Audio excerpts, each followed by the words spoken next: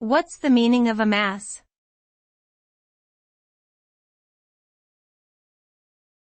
Amass.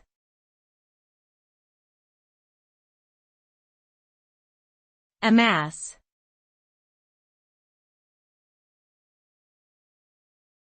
Amass.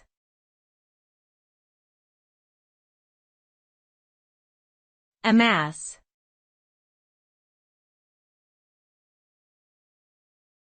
Amass.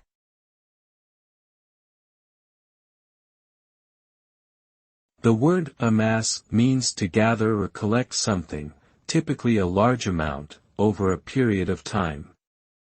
The result of amassing can vary depending on the context in which it is used. For example, one may amass wealth by accumulating money or assets, making them financially prosperous.